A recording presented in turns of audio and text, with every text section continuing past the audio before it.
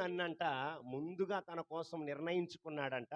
నిర్ణయించుకోవడమే కాదు, మనము తన ఎదుట పరిశుద్ధులమును నిర్దోషులమునై ఉండవలెనని జగత్తు పునాది వేయబడక మునుపే ప్రేమ చేత ఆయన క్రీస్తులో మనల్ని ఏర్పరచుకున్నాడు. హల్లెలూయా.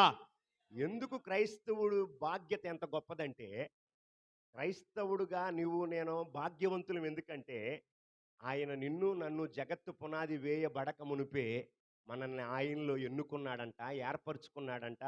మనల్ని ఆయనలో ప్రతిష్ఠించుకున్నాడు. ప్రతిష్ఠించుకోవటమే కాదంట, అక్కడ పరిశుద్ధులుగా నిర్దోషులుగా ఉండవలనని జగత్తు పునాది వేయబడక మునిపే ప్రేమ చేత ఆయన క్రీస్తులో మనల్ని ఏర్పరచుకున్నాడు. హల్లెలూయా.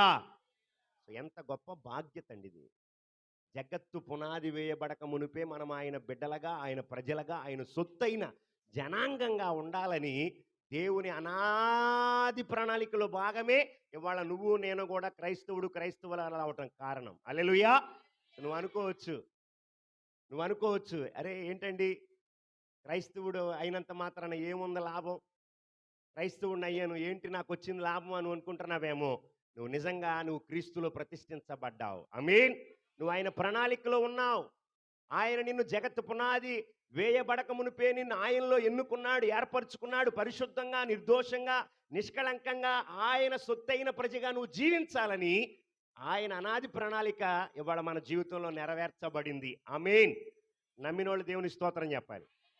నమ్మిన వాళ్ళు దేవునికి స్తోత్రం చెప్దాం. ఎస్, అనాది ప్రణాళికలో భాగం అండి. గుర్తుపెట్టుకోవాలి. ఏదో ఆషామాషిగా మనం క్రైస్తవులం అయిపోలా, అన్ఎక్స్పెక్టెడ్గా మనం క్రైస్తవులం అయిపోలా, అన్ఎక్స్పెక్టెడ్గా నువ్వు సంఘంలో చేర్చబడలా, నువ్వేదో యాక్సిడెంటల్గా వచ్చి బాప్తిసం పొందలా. నీవు తల్లి గర్భంలో పిండంగా రూపింపబడక మునిపే నా యేసయ్య నిన్ను ఆయనలో ఏర్పరచుకున్నాడంట. ఆమేన్.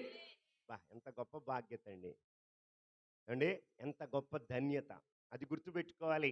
క్రైస్తవ జీవితం అంటే ఆషామాషి జీవితం కాదది.